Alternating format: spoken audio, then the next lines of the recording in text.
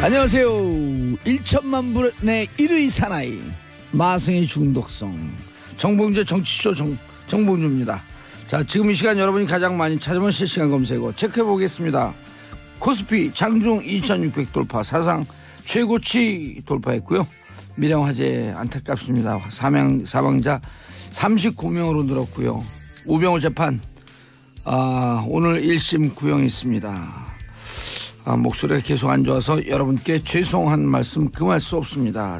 고치려고 하는데 잘 안 낫고 있네요. 자, 첫 곡 커팅 크루의 Died in Your Arms, 당신 품 안에 안겨 죽었습니다. 정봉재 정치쇼 1부 순서 들어가겠습니다.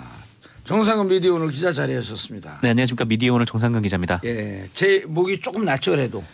근데 저번 주보다는 조금 나은 것 같긴 한데. 내가 지금 성대모사의 최적기로. 다스 내 거 아니라 그랬잖아요.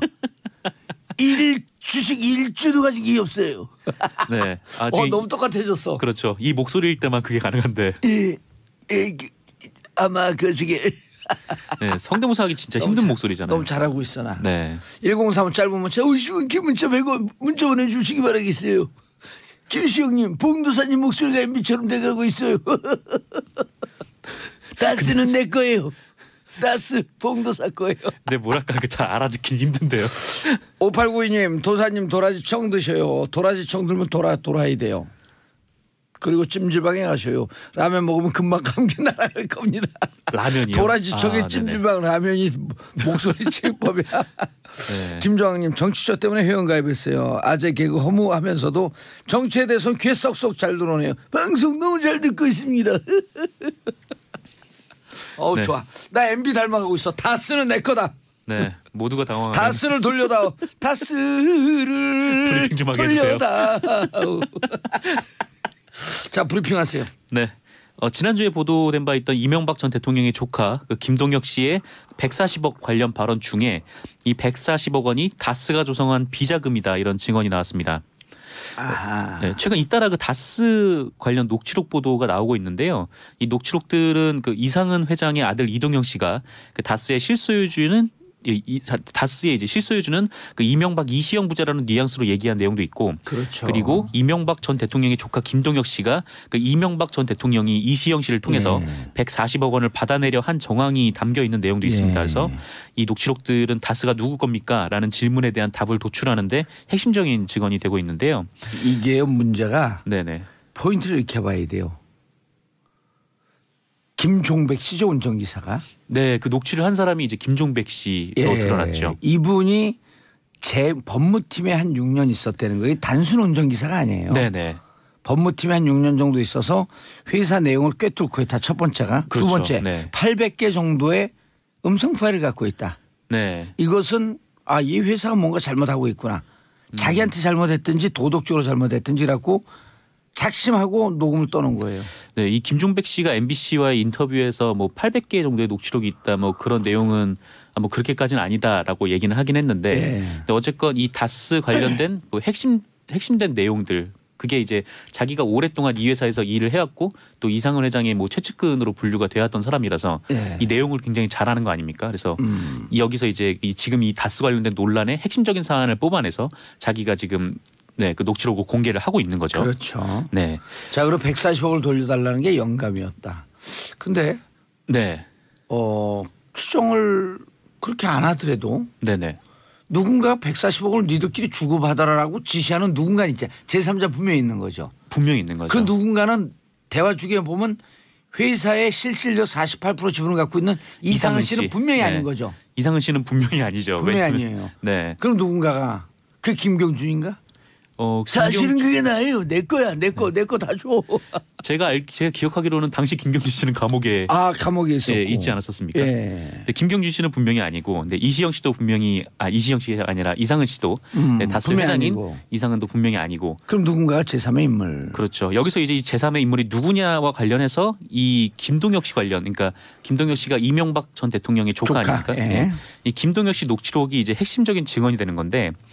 이 김동혁 씨 녹취록에서 이렇게 얘기를 합니다. 그 140억 원 갖다 줬잖아. 지금 그래갖고는 몇 년 전에 영감, 이 영감이라는 게 이제 바로 이명박 전 대통령을 의미하는 거다. 이렇게 보이고 있는데 어쨌든 영감이 그 시영이 보고 달라 그래서 그렇게 된 거야. 그러니까 시영이가 이상은 씨 보고 내놓으시오 그랬더니 난 모른다. 동영이가 안다. 이렇게 된 거야라고 얘기를 한 거예요. 가족 간의 분쟁이 좀 벌어지고 있는 건가요? 그렇게 볼 수밖에 없죠. 그러니까 2011년 2월 1일 날 네. 스위스 계좌에 있는 돈 140억이 들어왔는데 그 돈 내놓으라는 거죠? 2011년 140억 원이요? 예. 그러니까 그 스위스 계좌로부터 이제 다스의 다스로 들어온 돈. 네, 다스 이제 비자금으로 예. 형성이 됐던 바로 그 돈을 얘기를 하는 거죠. 그러니까 이게 보도가 나왔을 때는 그러니까 BBK에서 다스에게 돌려준 돈을 얘기를 하는 거 아니냐. 그렇죠. 그게 그 돈이에요. 아 그래요? 그게 그 돈이에요? 그게 BBK에서 다스로 돌려준 돈이 김경준이 스위스은행에 갖고 있던 돈이거든요. 그게 네. 생돈이 2011년 2월 1일 다스로 들어와요. 네. 그런데 다스에서 쿵짝쿵짝하고 내가 실소유자인데 자기들끼리 그 돈을 마음대로 하고 있으니 네네. 영갑 MB 입장에서 그 돈 내놔라. 그러면은 그 스위스 계좌로부터 들어온 돈은 아니고 이 김종백 씨가 증언한 바에 따르면 이 돈은 BBK에서 받은 게 아니라 2008년 정호영 특검 당시에 그 다스에서 비자금 조성됐던 비자금으로 조성되었던 네. 그 돈을 내놔라. 예. 근데 이건 검찰이 조사를 해봐야 돼요. 김종백 씨도 좀 헷갈릴 수가 있어요. 네, 왜냐하면 또 씨도 비자금 120억 조성됐다라고 하는 것은 또 그 조모 씨 네네. 격리 직원에게서 회사로 다 반납이 됐다 그러는 거거든요. 네, 반납이 됐는데 이제 그걸 또 내놔라. 내놓으라고 이제 한 거죠. 그래서 이게 그때 2008년에 정호영 특검 당시에 나왔던 비자금 120억 예. 그리고 2005년에 따로 또 조성된 게 20억이 있었대요. 그래서 이게 도합 140억이다. 네, 만약에 이게 사실일 경우에는 이명박 전 대통령에게는 횡령 혐의가 씌워지는 거죠. 오 그러네요. 네, 횡령인데 액수가 크네. 액수가 꽤 크죠. 10억 이상이면은 그 기업의 국고 손실은 1억이면 1억을 따지거든요. 네네. 근데 이거는 개인 기업이면 10억 이상이면 네, 10억 이상이면 10년 이상에서 네, 10년 무기징역. 이상에, 네. 무기여 자리 거라. 네, 잘 계십시오. 예, 죄송합니다. 뜬금포 날려서요. 네, 그렇습니다. 그 어쨌건 김종백 씨 이렇게 증언을 했는데 김종백 씨가 얘기한 바에 따르면 이 녹취를 한 계기가 이랬대요. 그러니까 이동영 씨가 불법 행위를 저질렀었는데 그 다스에서 이제 이상은 회장과 이동영 씨가 그 죄를 자기 보고 대신 뒤집어 쓰라고 했다. 김종백 씨가? 네, 김종백 씨에게 대신 뒤집어 쓰라고 했는데 예. 자기가 요구를 받지 않아서 그래서 사실상 다스에서 쫓겨난 상황이었다고 합니다. 그런데 이후에 2016년에 그때 이제 이시영 씨가 다스의 이제 후계자로 급부상하던 그 시점이잖아요. 근데 그 시점에서 이제 이동영 씨가 다시 이 김종백 씨에게 도움의 손길을 요청을 해서 이 회사의 사정을 너무 잘 아는 사람이니까 도움의 손길을 요청을 해서 일단 들어가긴 들어갔는데 이후부터는 녹취를 계속 해왔다는 거죠. 네, 그래서 지금 이 녹취록들이 세상에 공개가 됐습니다. 예. 자, 이 내용을 들으시면서 도대체 이게 너무 다스에게 복잡하다 하시는 분은 뭘 참고해야 되는 거죠? 정봉주 페이스북 페이지를 참고하시면 되게 깔끔하게 정리를 해놓으시더라고요. 오늘 새벽에 써놓은 거예요. 오늘 새벽에? 네, 오늘 새벽에. 그 페이스북 왜냐면 왜 잠을 안 주무시고? 누구 늘 안 자요. 안 주무신다고요? 제가 정폴레옹이라고. 네. 네, 정폴레옹. 네. 정폴레옹. 신선하네요, 이거.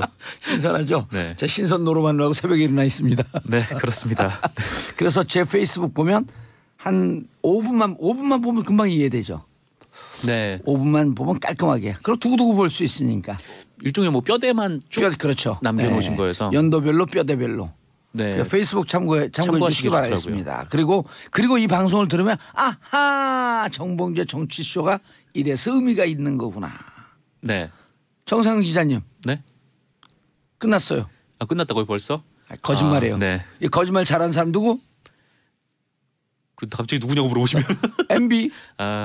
그렇죠. 아까 성대모사 하신 분. 거짓말 잘하는 사람 누구? 아까 그 목소리 갈라지셨던. 네, 거짓말은 난 그런 삶을 살지 않았습니다, 여러분. 밖에서 다급하게 다음 뉴스를 찾고 계십니다.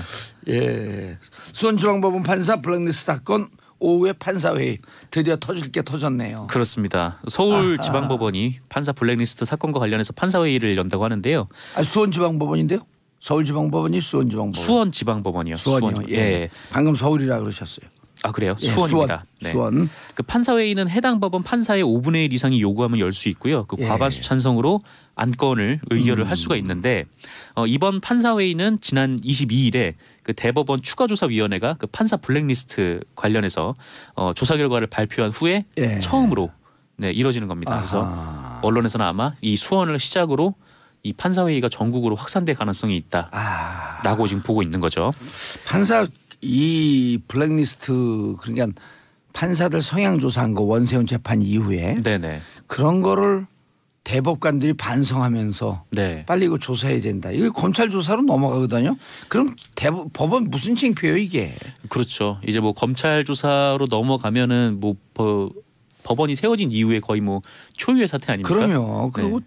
그리고 판사들이 검찰을 사실 살짝 아래로 봐요. 왜냐하면 성적으로 하게 되면 판사 일반적인 통념이 네네. 판사들이 조금 더 성적이 낮다 이렇게 보거든요. 그러니까 자기들이 어찌 보면 그동안 조금 무시했던 네. 그 검찰로부터 이제 샅샅이 조사를 받아야 되는 거예요. 그렇죠. 그렇다고 이거를 조사를 안 받기에는 이 추가조사위원회가 그 임종원 전 법원 행정처 차장의 컴퓨터를 조사를 못했잖아요. 이렇게 비밀번호 걸려 있는 그렇죠. 파일 이제 760개도 열어보지 못했고. 네. 그러니까 자기 손으로 지금 감찰을 할 수가 없죠. 이미 퇴임해서. 네네. 그렇기 그런 때문에. 상황이다 보니까 이 검찰에 맡겨야 되는 거 아니냐. 좀 이런 목소리가 좀 높게 된 거고. 예. 어쨌건 말씀하신 대로 판사들은 거기에 이제 자존심이 굉장히 상할 수밖에 없는 또 그런 상황인 거죠. 예. 또 이를 또 이렇게 만든 양승태 대법원장과 또 법원행정처에 대해서 좀 비판의 목소리가 나올 수밖에 없고. 예. 네, 그래서 지금 판사회의가 수원을 시작으로 계속 열릴 가능성이 높은 상황인 거죠. 그리고 이번 주 내에 그 1,100여 명의 시민분들께서 공동으로 그 양승태 전 대법원장을 검찰에 고발할 예정이라고 합니다. 그러니까 법원이 직접 이제 못하니까 시민들이 이 사건을 예. 검찰에 이제 가져가게 된 그런 상황인데요. 네. 그래서 좀 판사회의가 이제 전국에서 열리는데 좀 어떻게 전국적으로 결론이 내리냐에 따라서 이 사태가 좀 흘러가는 추이가 또 다시 보일 것 같습니다. 아, 빨리 자체적으로 좀 했었어야 되는데. 그렇죠. 이게 나오기 전에 미리미리 좀 했었어야죠. 그렇죠. 누구죠? 차장? 임종헌 법원행정처 전 차장입니다. 이분도 내가 법원 출신으로 이거 미안하다. 네. 760개 파일을 열 수 있게끔 협조하겠다. 이렇게 했어야 되는 거 아니에요? 법원행정처 차장까지 하게 되면.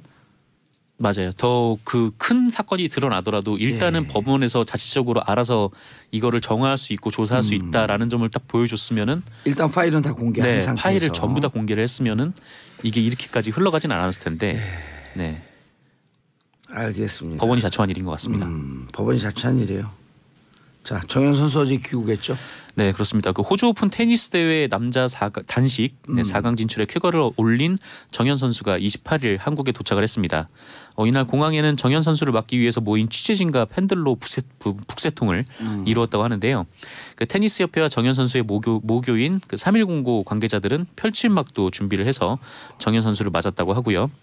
이날 정현 선수는 귀국 후에 스탠드 인터뷰를 통해서 네, 호주 오픈 4강에 진출해서 살짝 기분이 좋았다.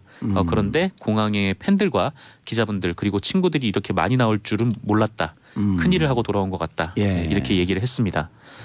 아울러서 그 지난 26일 호주 오픈 4강에서 그 황제로 불리는 페더러 선수와의 경기를 가졌는데 그 발바닥 부상으로 2세트에서 네, 기권을 했었죠. 근데 이후에 정현 선수의 발이 공개가 됐는데 끔찍하더라고요. 네, 엄청나게 완전히 다 펴였더만 그냥. 네, 제가 보기엔 걸어 다니는 게 기적일 정도로 네, 굉장히 힘들었을 텐데. 그러니까 겉살에 물집뿐만 아니라 속살에 물집이 있으니까 얼마나 아팠겠어요. 네, 그러니까요. 그리고 8강을 뚫고 들어간 거예요. 그렇습니다. 그 발 상태에서 8강도 이기고 들어간 거고 또 4강에서도 네, 안타깝게 뭐 지긴 했지만 네 어쨌건 이렇게 올라갔는데 요즘 그 스포츠계에서요. 네. 한박 배박.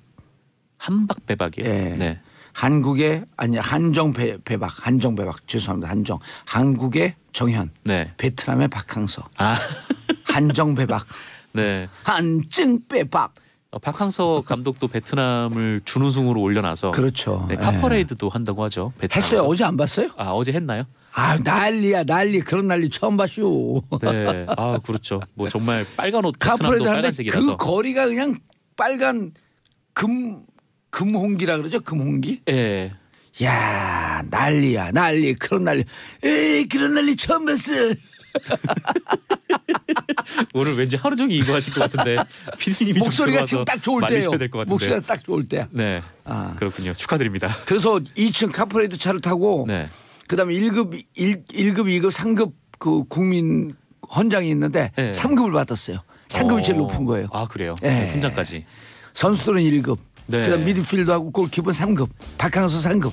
아 예. 정말 베트남에서는 정말 큰 업적을 이룬 예, 알겠습니다. 샵1035 5002님 봉도사님 노원주입니다. 정치쇼 듣기 때문에 10시부터 근무 집중도 떨어집니다. 책임지세요.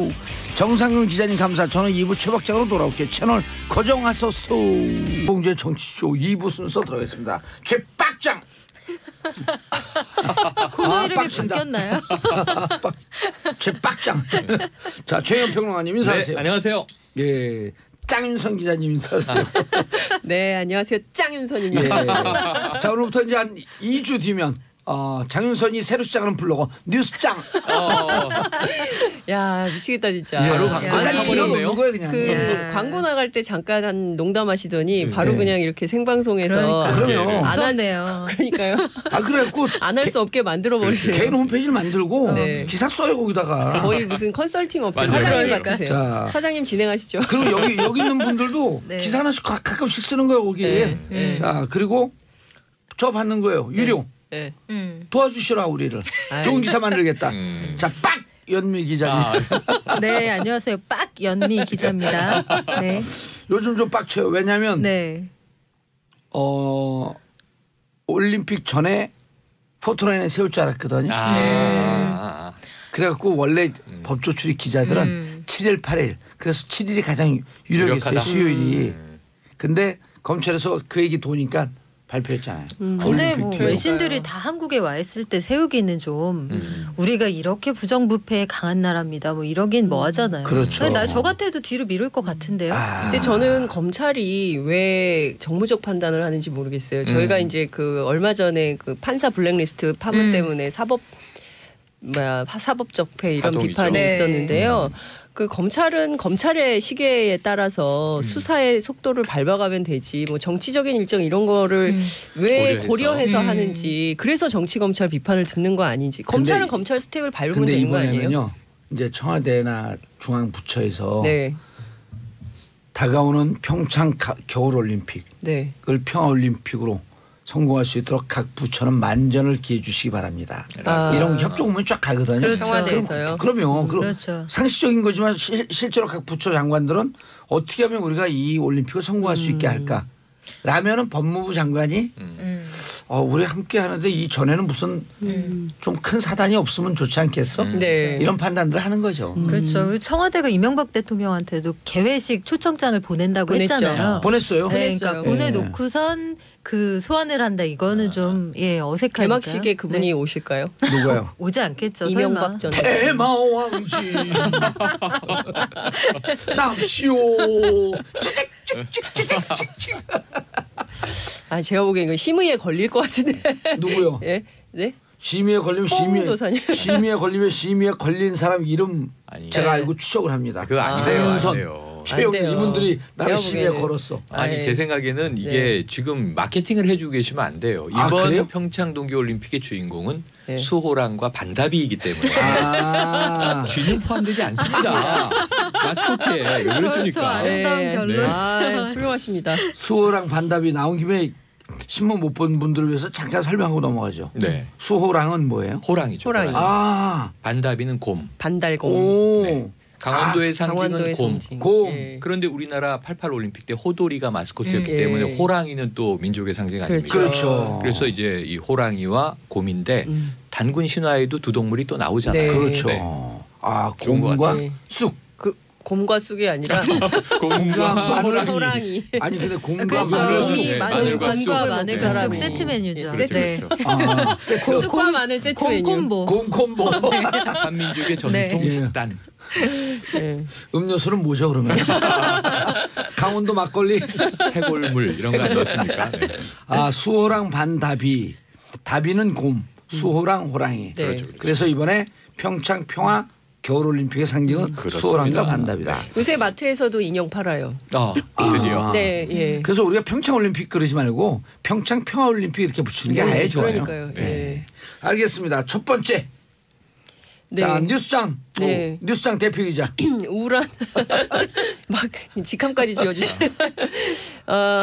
국민의당 통합 반대파가 어제 오후 2시에 국회의원회관에서 민주평화당 창당 발기인 대회를 열었습니다. 이것은 해당 행위다. 누가 그런 얘기를 했냐면요. 안철수 대표인데요. 곧바로 3시에 당무회를 열어서 현역 의원 16명 그리고 지역위원장, 기초의원 해서 모두 179명에 대해서 당원권을 2년간 정지했습니다. 네. 국민의당은 내달 4일 다음 주인데요. 전당대회를 열 거고요. 민평당은 이틀 뒤인 6일에 각각 창당대회를 엽니다. 전당대회, 창당대회 이렇게 열게 되는데요. 4일은 일요일이고. 네, 그렇게 해서 하는데 지금 저희가 취재를 해봤더니 지금 그 안철수계 쪽에서는 대표 당원들이 대다수 호남계이기 때문에 이번에 상당히 당원권 정지로 정리가 돼서 오히려 전당대회는 좀 수월해질 것 같다 이런 평은 나오지만 정치권 내부에서는 우리 정치 역사에서 한날에 179명이나 되는 대표 당원을 단칼에 정리한 역사가 있었냐 이런 비판이 나오고요. 동시에 그러면 우리나라 역사에서 현직 당 소속인데 새로운 당을 창당한 적이 있었냐 이러면서 이제 양쪽이 공방을 벌이고 있는 이런 상황입니다. 민평당 창당 발기인 대회에 모두 2,485명, 약 2,500명 정도가 이름을 올렸는데요. 여기에는 권노갑, 정대철 전 의원 같은 동교동계 인사들도 포함이 됐습니다. 취지문에 이런 얘기를 했습니다. 철저한 적폐청산, 국가 대개혁으로 촛불혁명을 완수하겠다. 이것이 이제 민주평화당의 입장인데요. 당 대표는 아마도 조배숙 의원이 맞지 않겠냐. 물론 이제 이쪽도 전당대회를 해야 되겠지만 그런 전망이 나오고 있습니다. 안철수 대표는 또 이런 공방을 했어요. 반통합파를 향해서 더 이상 남의 당 전당대회를 방해하는 행위를 하지 말고 지체 없이 당적을 정리해서 떠나라. 이렇게 얘기를 했는데요. 중요한 것은 이 굉장히 지난해부터 계속 시끄러웠어요. 국민의당 갈라서냐 마냐 이혼이냐 합의 이혼이냐 뭐 협의 이혼이냐 별의별 얘기가 다 나왔는데 결국에는 어제를 계기로 해서 확실히 갈라서게 된 것이 확인이 된 것이고요. 그러면 양당이 서로 갈라졌으면 어느 당이 얼마만큼 커지는가 이게 수 계산을 하게 되는데 지금 국민의당이 39석이고 바른정당이 9석입니다. 합치면 48석인데요. 이 중에 반대파, 통합 반대파가 16명 정도로 알려졌기 때문에 단순 계산만 하더라도 국민의당의 경우에는 마이너스 카운트가 됩니다. 그러니까 다 합쳐도 32명인 거예요. 국민의당하고 합쳐도 나가는 사람들이 있으니까요. 합쳐도. 그렇죠. 국바당이 바국당이에요? 아직 안 정했어요. 이제 그럼 정하겠죠. 지금 여기서 뭐라도 또 호칭을 해야 될 거 아니에요. 국바당이 좋죠? 국바당? 바국당? 바국당. 바둑당 같잖아요. 바둑당. 어찌됐든 바른국민당이 됐든 국민바른당이 됐든 아니면 국민의당이 조금 형용사가 더 앞에 오는 게 맞지 않아요? 바른국민당 이렇게. 아니요. 그게 아니라 많은 숫자를 먼저 넣어줘야 돼요. 또 싸우니까 국바당. 국바당 빵집 이름 같네. 단팥죽 파세요? 네.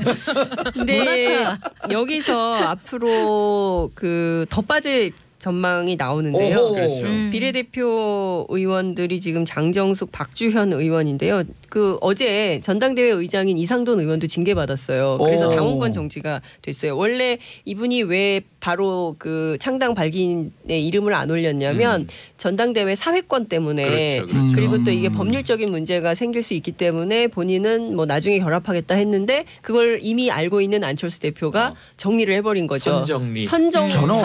미리 정리를 해버린 거죠. 박주선 의원은 어떻게 됐어요? 박주선 의원 지금 이제 중립파인데요. 아직 이름 안 올렸죠. 예, 아직 이름을 안 올렸습니다. 박주선 의원 갈 것 같고요.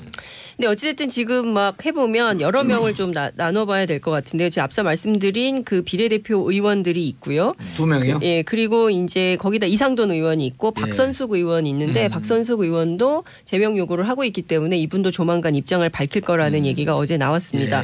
언론에는 나오지 않았지만 제가 취재한 바로는 그렇죠. 그렇죠. 저쪽으로 갈 수 있는 거죠. 그리고 이제 앞서 말씀 주신 중재파 의원 중에 황주홍, 송금주, 이영호 의원은 추가로 민주평화당에 합류할 가능성이 높다는 전망이고요. 박주선, 김동철, 주승용 의원은 탈당해서 무소속으로 남을 가능성이 높다는 얘기가 나옵니다.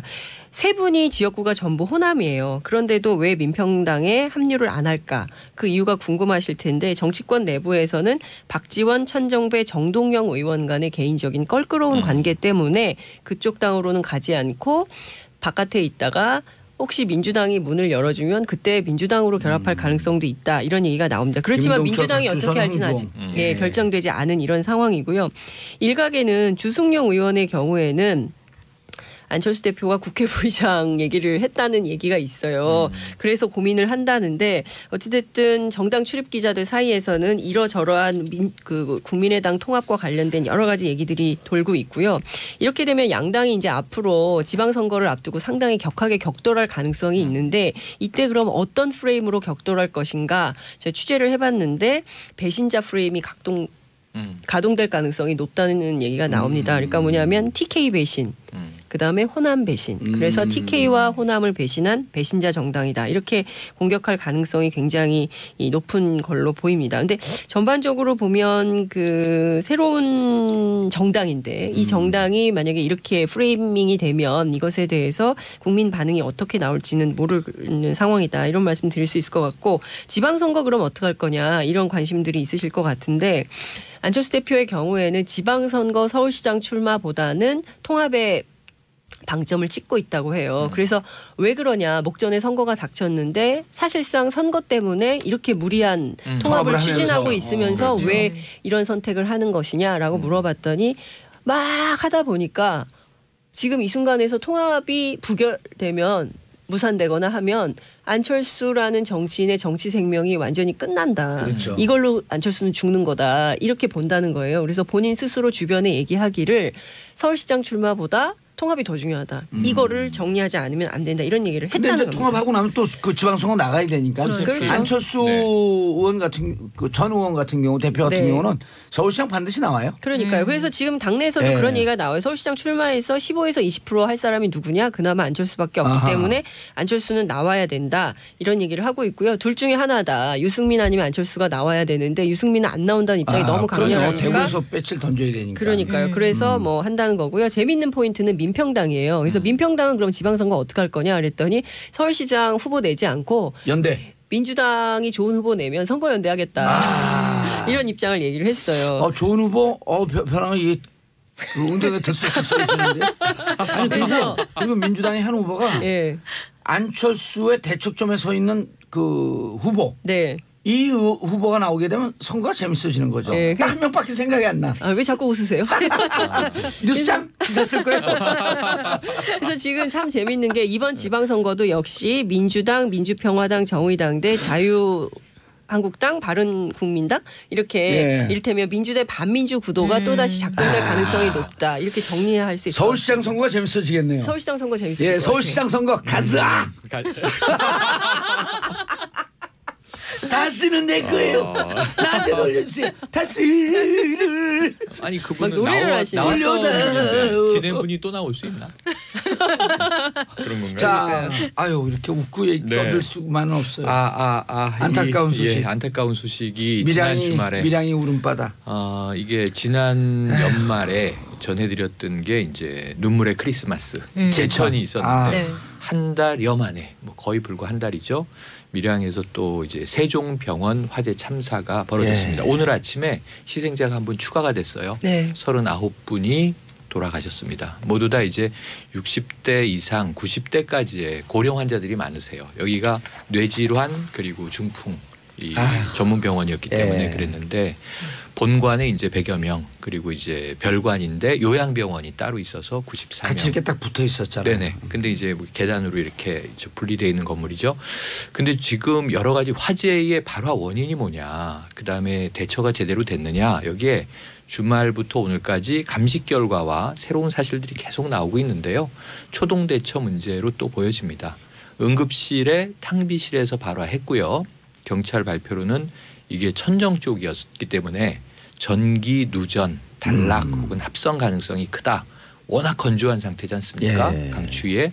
그런데 문제는 천정 마감재가 가연성 물질이 좀 많았던 것 같아요.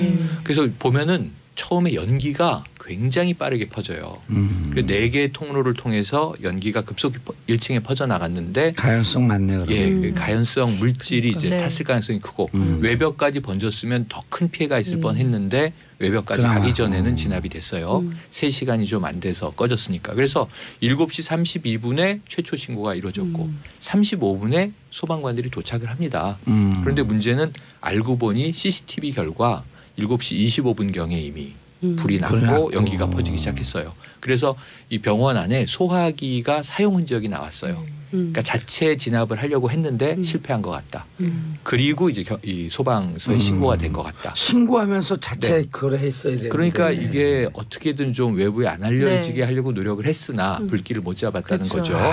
그러니까 많이 시간, 골든 타임을 또 놓쳤다 이런 거고요. 문제는 더 큰 문제가 법제도적인 허술함이에요. 그렇죠. 맞습니다. 스프링클러가 없었다. 네. 이게 네. 말이 되냐 그랬는데 이 이사장이 인터뷰를 하면서 다음 주부터 설치할 예정이었다. 이게 국민적 공분을 더 일으켰어요.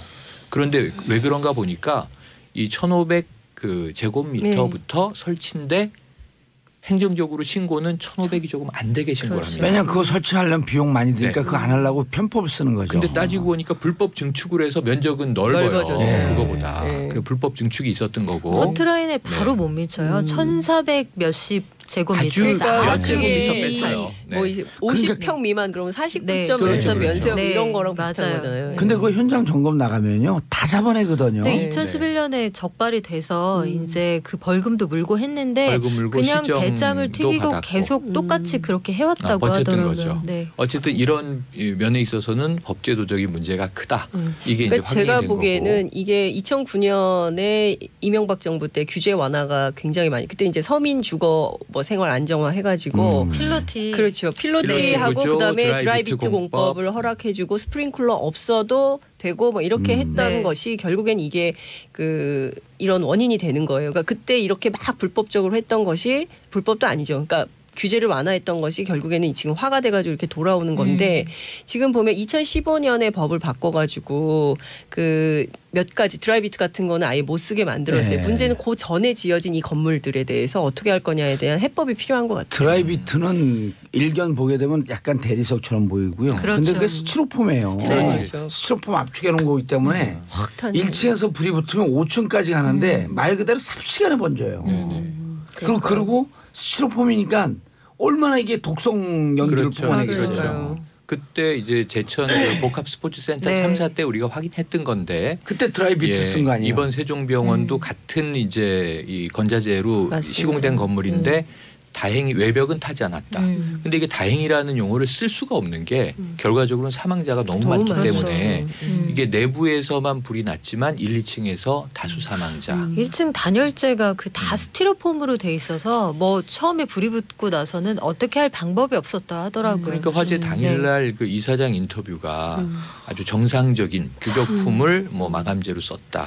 이 그러니까 건축자재는 문제가 없다. 이런 네, 얘기부터 설사 하고 그렇다고 있는데 하더라도 도의상 해서는 안 될 말이죠. 그러니까 이게 법적인 네. 문제가 없다라는 얘기인데 그럼 그 법은 왜 이렇게 해놨느냐라는 그렇죠. 문제까지 국민적인 공부는 타고 맞습니다. 올라갑니다. 그러니까 이른바- 저는 요 얘기를 예. 해야 되는데요. 2월에 이제 임시국회 또 열리잖아요. 그러니까 예. 막 이렇게 막 얘기하고 그리고 정치 공방하고 정치 있는데. 공방만 하고 정쟁의 도구로는 삼지만 정작 입법할 때는 또 막 그런 업자들 뭐 이해관계자들이 막 네. 되면은 법률이 하나만 한 법률이 또 되는 거예요. 그렇기 때문에 제가 보기에는 많은 사람들이 이용하는 공공시설에 해당되는 것은 규모와 상관없이 전부 이것을 의무화해야 된다. 그렇죠. 설치 의무화를 해서 다시는 이런 일이 벌어지지 않게 해야 되는데 예, 아니 이런데 이제 증축 그다음에 칸막이 이런 거 보면요 경량 칸막이로 하거든요. 네. 경량 칸막이로 건면은 그 아주 얇은 철판처럼 돼 있어요. 근데 그 안에 그거만 뜯으면 그 안이 스티로폼이에요.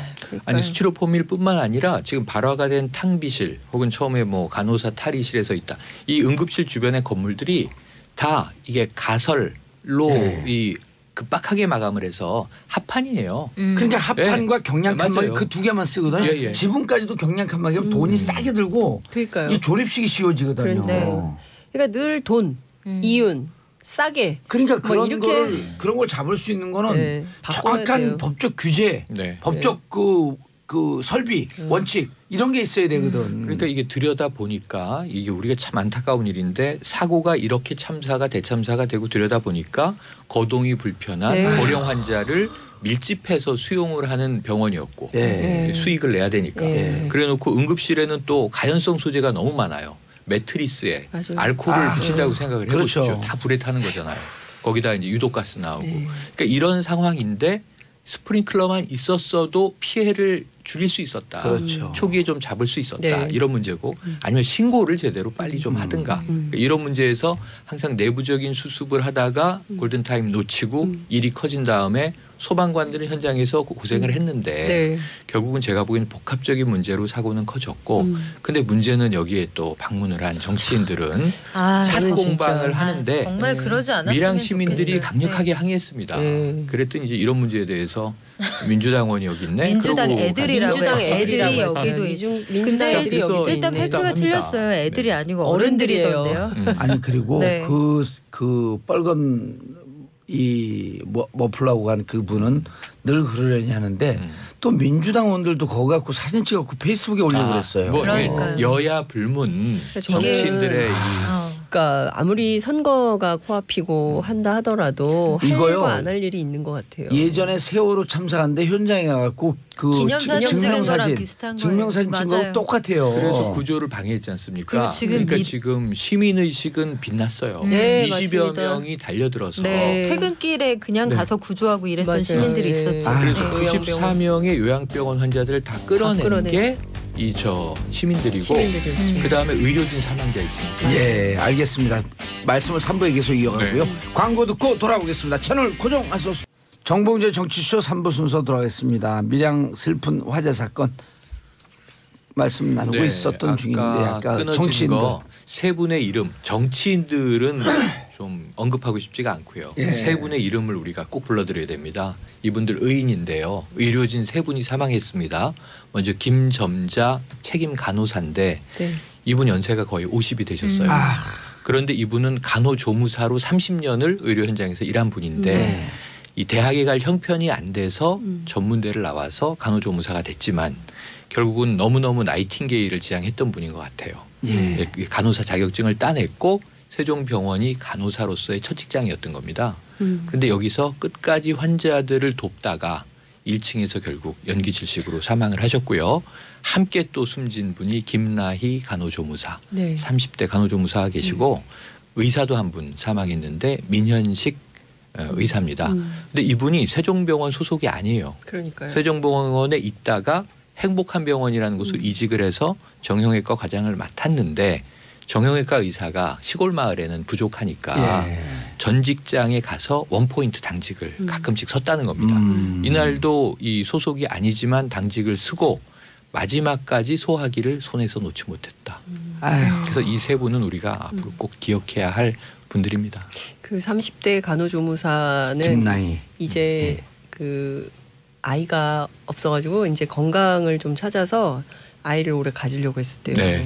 그것도 안 되고 37세 마지막에 남편한테 통화를 했다는 얘기가 참 애절하더라고요. 김점자 이 간호사는 그 어머니의 육성 증언이 환자와 결혼을 했고 우리 딸은 그리고 이 어르신들을 사랑하려고 굉장히 부단히 노력했다. 그러니까 노인병원에서 그렇게 일을 했고 끝까지 빠져나올 수 있었지만 현장을 떠나지 못했던 거겠죠.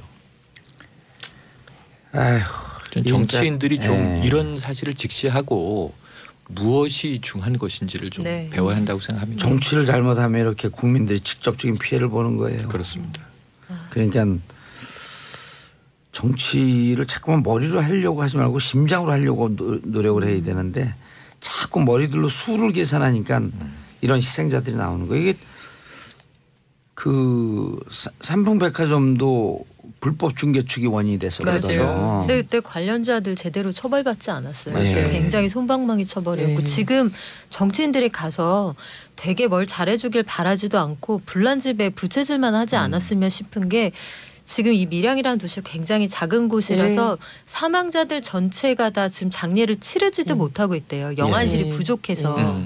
이런 상황인데 거기에 가서 그런 막말들을 하는 건 그 인륜에 반하는 일이죠. 그러니까 한 달이 걸르면 다 아는 사람이고 다 친척이고 이런 거 워낙 작은 도시니까 그래서 그 도시 전체가 그러니까 뭐 이를테면은 뭐 노래방 뭐 이런 데 있잖아요. 이런 데는 아예 문도 닫고 영업도 못 하고 도시 전체가 상주인 거나 다름없죠. 그렇죠. 제천이나 뭐 그렇습니다. 맞습니다. 제천이 29분 희생됐었잖아요. 그때. 맞아요.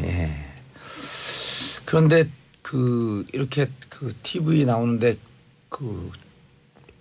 이렇게 안내 표지판에 전도연 거리 그런 표지판이 나오는데 아우 더 짠하더라고. 짠하죠. 얼마 전에 그 수년 전에 밀양이라고 하는 영화가 나왔었잖아요. 그렇죠.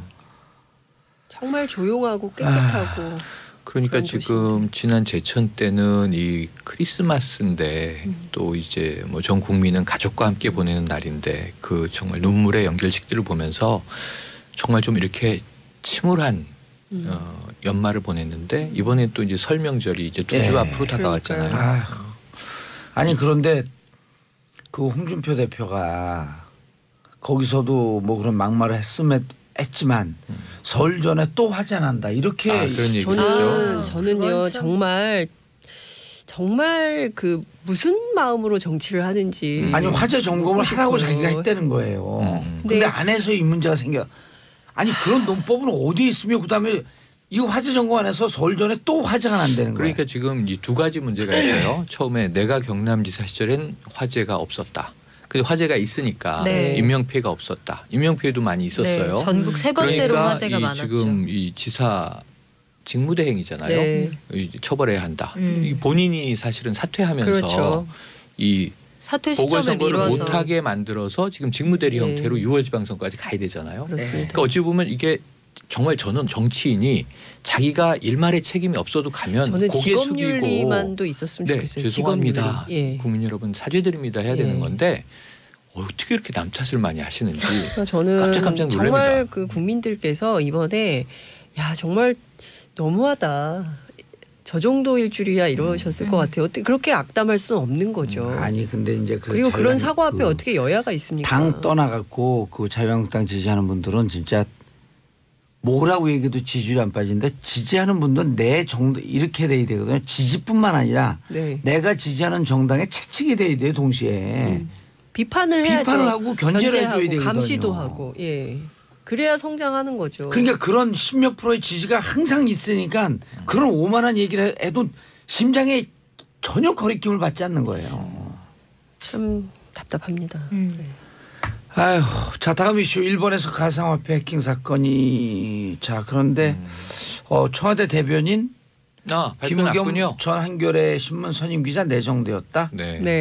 김우겸 최순실 게이트 파헤친 기자인데요. 맞아요. 그렇죠. 처음 우리나라 언론에서 처음으로 신문 일면에 최순실이라는 이름을 올린 기자죠. 그리고 2달 동안 계속 썼고요. 사실상 이 게이트를 시작한 출발점에 있었던 분인데 청와대 가셨네요. 김우겸 기자는 이제 고대 82학번 법대인가요?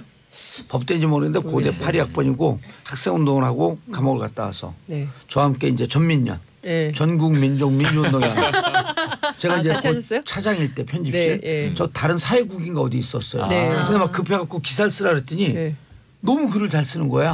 그래서 김우겸 씨 기자하세요. 그 얘기를 듣고 실제요. 그래서 기자가 됐네. 근데 글을 너무 잘 썼어. 제가 그 얘기는 들었어요. 그 저희 업계에 내려오는 얘기인데 그 김의겸 선배가 그 감옥에 있을 때 김태촌하고 같이 바둑을 뒀다.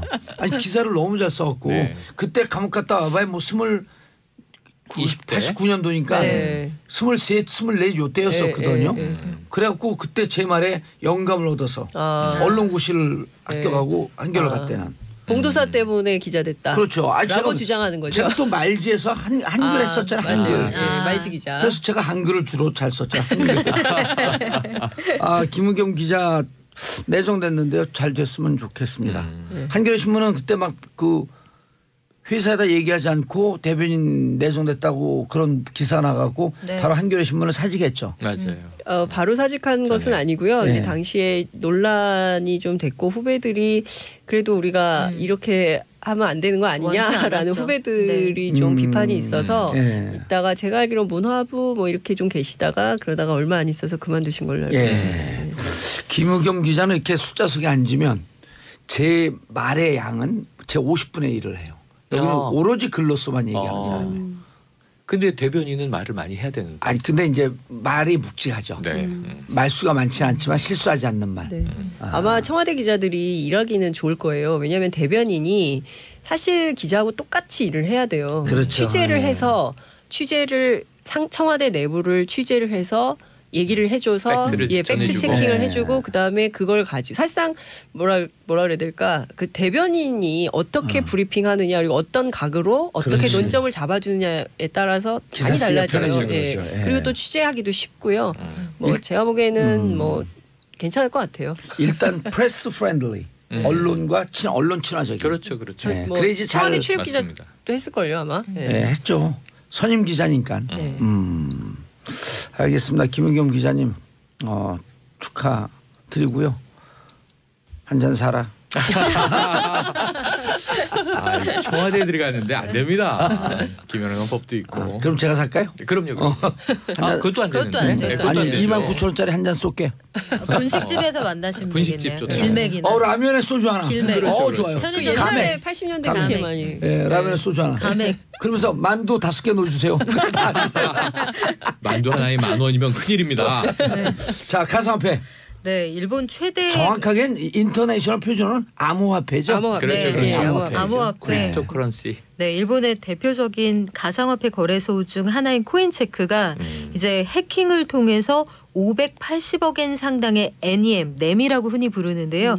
뉴 이코노미 무브먼트 코인을 빼앗겼다 이렇게 발표를 했어요. 이게 27일 자정 상황입니다. 관리자들이 기자회견을 열었는데 그래서 일단 이 거래소 자체가 지금 영업을 완전히 중단한 상태인데 사실 여러 가지 문제가 복합돼 있습니다만 일단 보안이 허술했다. 그리고 이런 일이 벌어진 걸 이 회사 자체가 한 8시간이 지난 뒤에 인식을 했어요. 그리고 또한 그로부터 반나절이 지난 다음에 이 내용을 발표를 했거든요. 그러니까 게임이 완전히 종료된 다음에 피해자들에게 이 사실을 알렸다는 게 하나 문제고 코인체크 자체도 가상화폐 거래소 등록을 못 마친 회사예요. 그러니까 유사 사업자 신분이거든요. 그런데 유명 연예인들을 막 내세워서 마케팅을 활발하게 했단 말이죠.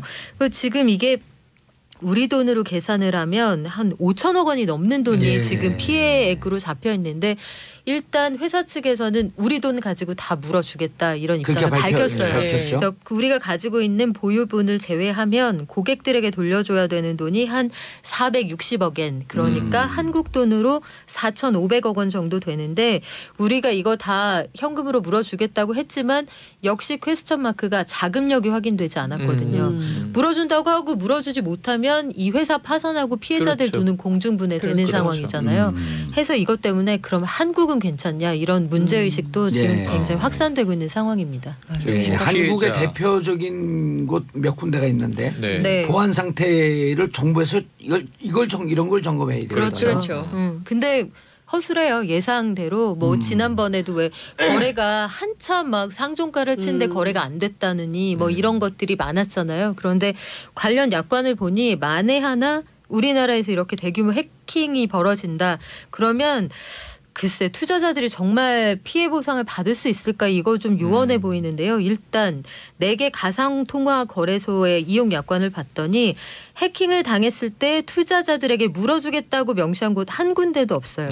일단 코인원이라는 회사의 경우에는 제3자가 불법적으로 회사 서버에 접속해서 발생하는 손해에 대해서는 면책 조항을 기재를 해놨어요. 우리 책임 아니다.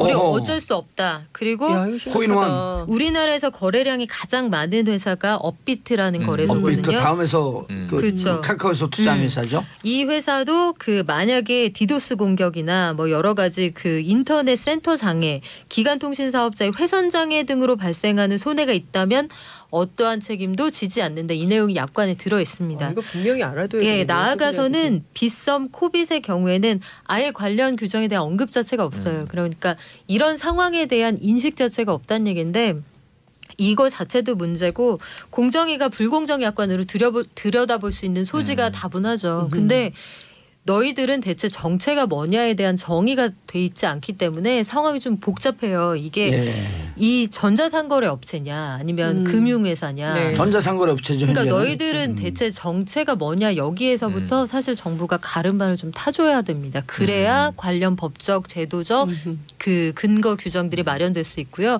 오늘 이 약관과 관련된 내용은 오늘자 한겨레 신문에 보도된 내용입니다. 그런데 지난번에 이제 일시 정지했었잖아요. 네. 그리고 이제 내일 모레서부터 그 본인 실명 확인된 사람에 한해서 가상 계좌를 이제 오픈하는데 네. 정부에서 가장 발빠르게 움직여야 되는 게 지금 공정위에서 약관에 대해서 그다음에 이렇게 해킹됐을 약관에 대한 규정, 해킹에 대했을 때 당했을 때 회사의 책임성 이런 걸 좀 빨리 해야 되거든요. 왜냐하면 어마어마한 수익들을 거래 수익을 올리고 있어요. 네. 그럼 제가 지난번에 이 방송이나 다른 방송에서도 얘기했는데 거래 수익의 일정 정도를 보험을 들든지 아니면 이런 그렇죠. 지급 보증이 돼야죠. 지급 보증에 대한 규정이 있을 때만이 그렇죠. 이 거래소 운영할 수 있다라고 하는 이 규정을 공정위가 법제화되기 전에 먼저 치고 들어가 줘야 돼요. 그래서 저희가 몇 차례에 걸쳐서 그 비트코인 얘기할 때 계속 말씀드렸던 게 정부도 그 고민을 안 하는 게 아닌데 그렇게 해버리면 너희들은 제도권의 아이들이구나 이렇게 인정하는 셈이 돼서 저희가 그래서 항상 전제로 깔았던 것이 아버지를 아버지라고 부를 수 있어야 이 문제의 답이 나온다고 말씀을 드렸잖아요. 그러니까 그런데 존재하고 있다는 걸 인정해야 돼요. 일본 사례를 보세요. 지금 26만 명이 피해자예요. 그러니까요. 한 일개 업체가 해킹을 하룻밤 당했는데 26만 명이 5천억 이상을 날립니다. 이거는 사회적으로 얼마나 큰 피해예요. 그런데 이것을 수습할 수 있는 방책이 없다. 이거는 더 심각하잖아요. 그러니까 우리나라에서 계속 말씀드리지만 거래소라고 우리가 부르고 있지만 거래소 없다니까요. 거래소 없고 사설 중개 업체만 있는 거라니까요. 그러니까 인터넷 쇼핑몰이라고 생각하시면 돼요. 그렇죠. 인터넷 쇼핑몰에서 해킹이 된 거예요. 큰 돈을 주고 코인을 사고 있다 이렇게 근데 이해하셔야 어쨌든 돈이 되죠. 오가고 있기 때문에 이게 이 코인이 돈이냐 아니냐는 논란은 차치하고 실제 돈을 넣고 있기 때문에 이게 거래가 맞다고 친다면 공정한 거래의 내용을 정부가 보호해야 되는 것은 마땅하고 일정 규격을 등록제 내지는 인허가 정도로 해서 거래소의 규범을 정부가 갖춰주는 노력까지 해줘야 된다. 맞아요. 그러니까 이거를 현재 존재하고 있는 거 하루에요. 그 1,000억 단위도 넘고 하루에 막 조 단위가 거래되고 그렇죠. 그렇게 현실로 되고 있는데 6조까지 갔었죠. 되고 있는데 여기에서 피해 볼 것을 먼저 고민을 해줘야 돼요. 맞는 정부가 말씀이에요. 그러면 규제 또는 이 제도적 보완 그리고 불법적인 자금 거래가 있다면 확인해서 조치한다라고 하는 것은 잘한 조치인 거네요. 제대로 한 거죠. 적극적으로. 근데 이제 그게 정말 발빠르게 움직여야 돼. 왜냐하면 전 세계 최고의 해커들이 다 지금 이 그 가상화폐 암호화폐 거래소에 총집결하고 있어요. 맞아요. 그렇죠. 근데 이게 금요일 날 얼마나 이게 또 불감증이 있냐면 금요일 밤에 이게 터졌잖아요. 근데 다시 금방 회복됐죠. 금요일 밤에 했는데 그래갖고 우려한 거예요. 전 세계적으로 가상화폐가 폭락할 것이다. 그런데 몇 시간 정도 좀 내려가더니 다시 그냥 원적으로 쭉쭉 올라가고 있어요. 이 정부가 시장 규모에 대한 인식과 우리가 방파제 역할을 해줘야 되는 건 분명히 알아줘야 하는 게 이게 세계 시장 규모가 6천억 달러 규모예요. 그러면 우리 돈으로 한 650조 원 정도 되나요? 그러니까 이 시장에서 한국인들이 얼마나 활약을 하고 있습니까? 그러니까 이 현재의 상황을 23%. 직시할 필요가 있어요. 예, 알겠습니다. 그래서 정부에서 빨리 만에 하나 인케이스 오브 아니에요. 영어로. 이런 상황에 대비해서 그런 것을 이걸 그러면 우리가 무슨 그 합법적으로 인정하냐 이 고민할 때가 아니에요 지금은. 적극적으로 방어에 나서야 될 때네요. 전반적으로 정부가 생각하고 있는 건 그래요. 자금 세탁을 방지하는 게 이 시장에서 먼저라고 보는 것 같아요. 일단 30일부터 가상화폐 거래 실명제가 예정대로 시행이 되고요. 그리고 가상화폐 거래를 취급하는 은행에 이제 1,000만 원 넘는 돈을 넣거나 빼는 경우에 이거 좀 이상하다 하면 바로 보고하게 돼 있고요. 이거 그 세금 탈루의 의혹이 있다 그러면 바로 관련 기관에 통보를 하게 돼 있는 이 시스템을 마련하기로 했습니다. 그리고 지금 얘기했던 일본에서 이게 2014년도에 이미 일본에서 해킹 사건이 있었거든요. 그렇죠. 그러니까 해킹으로부터 늘 자유롭지 못한 곳이에요. 전 세계 이미 한국에서도 코스닥 그 거래량을 넘어섰단 말이에요. 그러니까 지금 이게 비트코인 하나로만 볼 문제도 아니고 그럼요. 그리고 그냥 뭐 쉽게 봐서 넘길 문제가 절대 아니에요. 피해자를 구제 보호할 수 있는. 네. 제도적 장치가 필요해 지금 보입니다. 카톡하고 있는 최원 평론가님 평창 소식 전해 주시죠. 카톡이 아니고 지금 세종병원 관계자들이 출국 금지가 됐다는 속보가 떠서 그거 보고 계신 거예요? 병원에 이제 비리 문제가 터진 것 같아요. 소식이 카톡으로 온 거 아니에요? 아니요. 그래요? 지금 속보가 떴습니다. 미안합니다. 연합에서. 톡하러 왔네. 네. 자, 평창 퀴즈 드릴게요. 예. 평창 며칠 남았습니까? 9일날 하죠. 9일 날 네, 하니까 2월 9일. 전 평창보다 11일. 포토라인이 평창을 언제 포토라인 했을까? 그게 아니지. 그거 아닙니다. 어이치. 자, D-10일. D-10일 11일 후에 네. 이제 개막입니다. 그렇죠. 그 카운트다운이에요, 이제. 이번 네. 주부터. 이번 주가 1월 끝나고 내일 모레면 맞아, 2월로 접어듭니다. 맞아요. 예. 제가 퀴즈 또 예. 저도 퀴즈. 네. 돌발 퀴즈. 네. 돌발 질문. 아이, 무서워. 평창 주제가. 평창 주제가 평창 올림픽의 주제가 예. 손에 손 잡고 손에 없지 가시는 않아요? 거지. 없지 않아요? 없을 리는 없다. 기쁘다 평화오셨네. 이거 좀 이제 가짜 뉴스인 것 같습니다만 네. 확인해서 알려드리기로 하고요. 기쁘다 교황님. 평화오셨네. 그 교황님께서 예. 가짜 뉴스는 사탄이라는 그래요? 나 자. 목이 안 좋아서 사탕 먹어야 돼. 미국 선수단 242명, 역대 최다 선수단이 오호. 옵니다. 그럼 몇 개국이 참여할까요? 92개국이요. 예. 소치가 최대 참가였는데 88개국이었으니까 역대 최대 동계올림픽입니다. 예. 그러면 이제 가장 우리나라 지금 야당이 굉장히 비판하고 있잖아요. 근데 92개국 아니에요. 네. 93개국 됐어요. 하나 더 늘었나요? DPRK. DPRK. 북한이 참여. 예. 북한도 국가로 예우한다. 이게 우리 통일부 방침입니다. 네. 나왔고요. 그리고 오늘까지가 참가 신청 마감이에요. 늘어날 가능성도 있어요. 29일 어허. 해외 시간으로는 내일까지 29일이기 때문에 예. 몇 개국이 더 들어오면 뭐 95개국도 될 수 있습니다. 브루나이가 들어올까?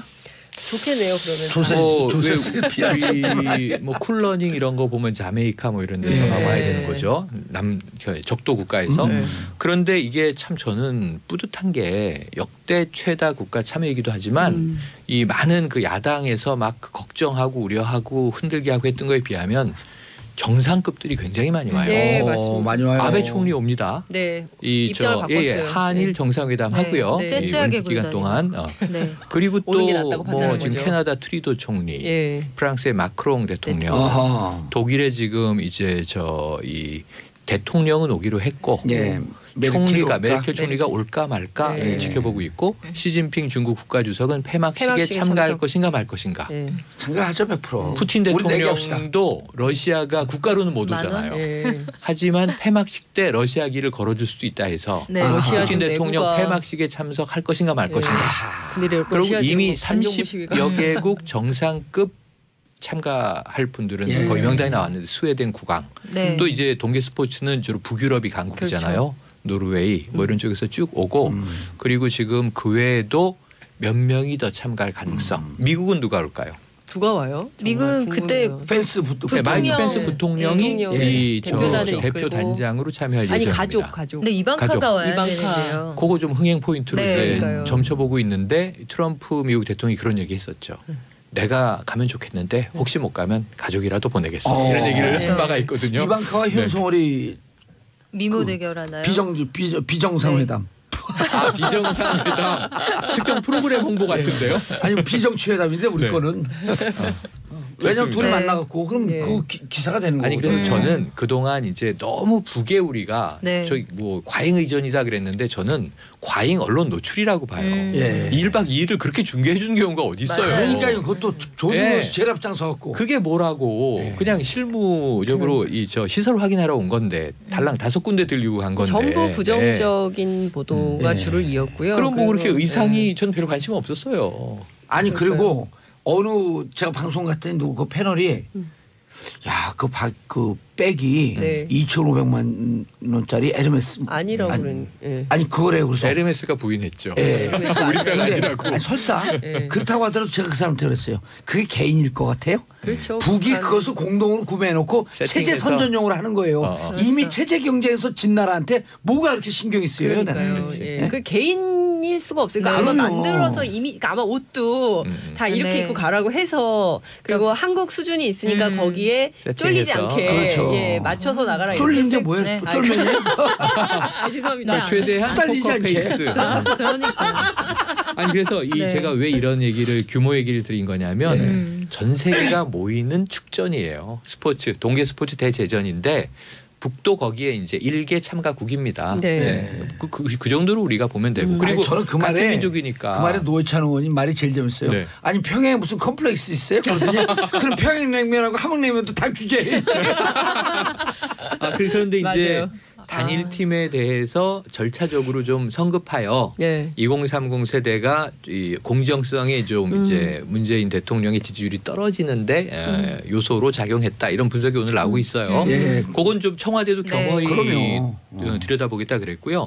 어쨌든 어제부터 여자 아이스하키 단일팀은 훈련이 시작됐습니다. 그렇죠. 근데 사진 나온 거 보니까요 너무 훈훈해요. 둘이 얘기하고 그리고 현정아가 91년도 현정아 예, 저 리브니 되게 선수하고. 그 감동적이었어요. 네. 반지 얘기 예, 그런 거. 금반지 전해줬죠. 예, 근데 아마 같이 하고 나면 확 달라질 현정 거예요. 감독하고 두 번 만나서 얘기를 나눠봤는데 예. 자, 이 리분희 선수가 네. 내려올 가능성도 점쳐지고 있어서 그러면 만나실 겁니까? 그러니까 진짜 눈물 날 꼭 것 만날 것이다. 반드시 만날 것이다. 드라마죠. 이렇게 얘기를 네. 하더라고요. 예. 어쨌든 기대가 강경민이 됩니다. 정치쇼로 듣는 건지 개그쇼로 듣는 건지 재밌어요. 이거는 오직 진행자 때문에 그런 거잖아요. 아이, 그래서 진행자를 그만두라고요? 아니 열심히 하세요. 계속하세요. 자, 세 분 인사하시고요. 네, 네, 고맙습니다. 저는 광고 듣고 4부로 돌아옵니다. 채널 고정하소서. 홍봉주의 정치쇼 4부 순서 들어가겠습니다. 자, 매주 월요일 할 말을 하는 돌직구 정두원 의원 대신 나온 땜빵 이한석 SBS 기자 자리하셨습니다. 네, 전문 땜빵 SBS 이한석입니다. 전문 땜빵이라 모든 문제 전문가지 사실은. 아니, 지금은 예. 제가 오늘 주제와 관련해서 예. 제가 지금 파견 중이기 때문에 아하. 실제로 제가 여기에 대해서는 할 말이 있어서 나온 거예요. 아, 법조 파견이? 갑자기 법조 파견을 가라는 거 오. 보니 파견 왔거든요. 일주일째. SBS 법조 예. 초 에이스거든. 예. 그건 아니고요. 부인도 법조야. 요즘 SBS가 법조 특종 많이 내더라고요. 예. 보니까요. SBS하고 한겨레 서영지. 예, 제가 빠지니까 잘 되는 거죠. 예. 자, 정태근 의원님 자리하셨습니다. 예, 안녕하세요. 예. 자, MB 수사 종결판 총 정리. 오늘 한번 해드릴까요? 예. 예. 여기 또 태생적 전문가가 계시잖아. 뭐 내공은 제가 뭐 정태근 의원님만큼은 안 되겠지만 예. 일단 뭐 검찰 수사 진행 상황에 대해서만 좀 간단하게 제가 오늘 정리를 해드릴게요. 예. 네. 그래서 표피적인 거. 네. 그다음에 이제 정태근 의원님 본질적인 거. 그렇죠. 저는 가벼우니까. 가볍다니요. 몸무게도 많이 나가시면서. 부인은 잘 계시죠? 아, 예. 예, 어디 부산에 근무하시나 지금? 그만 좀 하세요. 자, 지금 어떻게 되고 있어요? 원래는 7일쯤 소환할 거다? 그 여러 가지 뭐 갑론을박 여러 가지 얘기들이 나왔어요. 근데 예. 사실은 그 저는 처음부터 올림픽 이후에 소환이 될 거다라고 계속 전망을 해왔었고요. 근데 실제로 이제 이런 겁니다. 그러니까 지금 축구로 말하면 예. 한 골 앞서고 있어요. 그러면 이게 바로 끝낼 수 있습니까? 아니거든요. 서든데스가 아닌 거예요. 전후반 총 합쳐서 90분이라는 정해진 시간 동안은 계속 뛰어야 되는 거죠. 그러니까 말 그대로 이명박 전 대통령을 겨냥한 지금 검찰의 수사라는 게 여러 갈래로 벌려져 있단 말이에요. 이거를 다 담아서 어느 정도 대통령은 여러 번 소환할 수 없으니까 한 번 소환해서 직접 이제 설명을 들어야 되기 때문에 예. 여러 가지 수사의 진도와 진척 사항들을 감안했을 때 지금은 한 전반 30분 정도 야구로 말하면 한 3이닝 3회 말 정도지 끝났다라고 보여지는 거예요. 그렇기 때문에 이 수사를 뭔가 있어 보이죠. 이 수사를 마무리를 어느 정도 마무리하고 또 대통령 소환은 피의자 신문 조서도 딱 100페이지면 딱 100페이지를 정리를 해서 요거를 지검장 검찰총장까지 결재받는 시스템입니다. 이 결제 과정도 상당히 시간이 오래 걸린단 말이에요. 여러 가지 정리 준비 기간을 감안한다면 결국 올림픽 소환 이후가 가장 안전하다 이렇게 보이는 상황입니다. 자 지금 그 중앙지검 네. 다스 문제는 중앙지검에서 하고 있죠. 동부지검하고 중앙지검이랑 같이 하고 있는데 키는 중앙지검이 사실상 쥐고 간다고 봐도 중앙지검에 그러니까 그 140억 네. 스위스은행으로부터 돌려오는 140억. 아 역시 전문가시라 다르네. 관련해서는 한동훈 3차장이 맡고 있고. 이름도 잘하시고. 예, 27기 알파고. 그다음에 이제 그 동부지검에서는 예. 그 비자금 조성한 거 120억. 그러니까 다스 실소유주 의혹을 둘러싼 전방위 수사를 동부지검에서 키를 잡고 하는 거고. 문찬석 그렇습니다. 사장검사 그렇습니다. 24기 에이스. 아니 뭐 법조기자 다 되셨어요? 내년에 검사장 진급 영순위. 만주기자예요, 만주기자. 그 말씀하신 대로 이제 140억을 BBK에서 이제 돌려받았다는 거. 그 부분을 이제 서울중앙지검 3차장 산하 첨수 일부에서 이제 포커스를 잡고 하는 건데 아마 혐의를 잡는다. 가벌성이 있다고 본다면 현재 기자들이 판단할 때는 그 140억 원에 대한 처벌 가능성이 가장 높다 이렇게 보여지고요. 직권남용에 의한 명예훼손. 다스 얘기하려면 엄청 시간 많이 기니까 일단은 빨리 특활비부터 먼저 하시죠. 정태근 의원님. 처음부터 이 소환될 거라고 예상을 했었어요? 저도 지금 그 이 기자 얘기에 전적으로 공감하는 게요. 그 어차피 한 번 소환하는 거기 때문에 아마 수사를 거의 다 끝내놓고 수사할 가능성이 크고 뭐 검찰이 정치적인 고려까지를 하지는 않겠지만 지금 이제 지방선거가 6월이잖아요. 그럼 아직 시간이 많이 남았잖아요.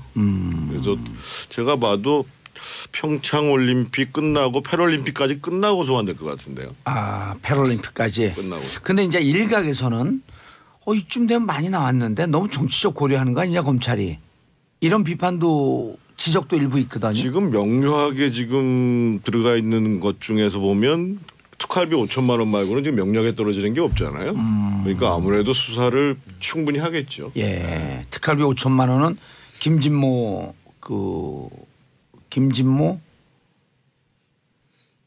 정무 비서관이 민정비서관이 그 누구죠? 인마금융으로 장성명 비서관 통해서 장기수절 그거만 좀 명령에 딱 떨어진다 이런 말씀이신 거죠? 나머지 부분들에 대해서는 지금 계속 흘러나오는 얘기죠. 흘러나오는 얘기여서 현실적으로 좀 어렵다. 근데 특활비 쪽으로 쭉 가다가 요즘 또 벼랑을 다스 쪽으로 딱 확 틀어요. 이게 왜 그런 거예요? 뭐 작전이에요? 아니면 그런 건 아닌 것 같고요. 지금 수사를 나눠서 하다 보니까 나오는 거고 특활비 문제는 지금 이제 결국은 그 예상 외로 지금 이제 김백준 전 총무기획관이 지금 얘기를 하고 있잖아요. 그래서 아마 이 양반 그러니까 그 사실은 김백준 씨가 굉장히 중요한 문제인 게 다스 140억에 대한 직권 남용 문제도 저는 제가 이전에 한번 말씀드렸잖아요. MB까지 처벌하기가 쉽지 않을 거라고 봤던 게 김백준 씨가 떠안을 가능성이 있다. 총무기획관으로. 근데 지금 이제 특활비 관련해 가지고 진술이 나오기 시작했단 말이에요. 그러면 사실은 이명박 전 대통령 입장에서 보면 좀 심각하지요, 상황이. 심각하고 또 한 가지는 특활비 관련해서는 무엇보다도 지금 이제 그 김주성 씨라는 분이 계시잖아요. 기조실장 했던 분. 그러니까 문제는 예를 들면 김희중 씨가 진술을 한 거는 김희중 씨는 전달한 거잖아요. 특활비를. 근데 이 사람은 김주성 씨는 자기가 관리를 하는 사람이 갖다 준 거기 때문에 이거는 국고를 손실시킨 거예요. 막 중범죄에 해당한단 말이에요. 근데 이 사람이 이제 술수술을 분단 말이죠. 그러니까 사실은 지금 수사 상황이 좀 심각하다고 봐야죠. 그런데 그 김희중 씨도 이제 건넸단 말이에요. 그 김인호 여사한테 건넸다고 주장하고 있고 김진모도 건넸다고 주장하고 있고 그런데 이제 김진모는 처음에 부인했기 때문에 구속이 됐는데 김백준 씨 구속되는 날 검찰이 김백준 씨가 본인이 쓴 것 같지 않다라고 하는 것을 검찰에서 먼저 얘기를 했단 말이에요. 그건 제가 지난번에 말씀드렸잖아요. 김백준 씨가 그거 쓴 사람이 아니라고 내가 말씀드렸잖아요. 그렇죠. 근데 안 썼으면 그냥 전달자 아니에요. 그럼 난 누구 지시를 받아서 전달했을 뿐이다. 지금 검찰에서 흘러나오는 얘기가 그 특활비에 대해서 지시를 한 거는 MB라고 김백준 씨가 지금 진술을 하고 있다라고 보도가 나오고 오늘 있죠. 보도가 지금 나오고 있는 거니까요. 그러니까 그거는 뭐 아마 김백준 씨가 진술을 계속 그렇게 한다 그러면 MB 입장에서 왔을 때도 방어가 잘 안 되겠죠. 예. 이 기자님, 네. 만약에 김백준 씨한테 들어간 게 4억인데 네. 이게 이제 그 박근혜 대통령 케이스하고 좀 틀리잖아요. 박근혜 그렇죠. 거기는 이제 누구죠? 그 정호성 말고 이재만이 안봉근 예. 둘이 이제 그 특활비를 받아서 쓴 거고. 그렇죠. 썼기 때문에 공범이고 예. 뇌물 수수자가 된 거고. 그렇죠. 그게 10년 이상의 징역이 되고. 그런데 김백준 씨는 내가 쓴 거 아닌데? 그 전달만 했으면 방조범으로 뚝 떨어진다는 거거든요. 그렇죠. 예. 형량 문제 지금쯤 구속 상태이기 때문에 김백준 전 기획관이 굉장히 머릿속이 복잡할 거예요. 그리고 실제로 검찰의 워딩은 국면은 바뀌었다. 그러니까 그동안 모른다, 받지 않았다라고 얘기했었지만 일단 구체적인 언급은 하지 않고 있습니다만 진술에 대한 변곡점이 생겼다라고 얘기를 한단 말이에요. 이건 뭔가 유의미한 변화는 있다라는 거죠. 그러니까 김백준 전 기획관이 결국 이걸 고민하는 게 아니냐. 본인이 말씀하신 대로 뇌물 혐의를 본인이 떠안게 되면 앞으로 연세도 좀 있으신데 형량 언제 구형이 5년 이상은 나올 거란 말이에요.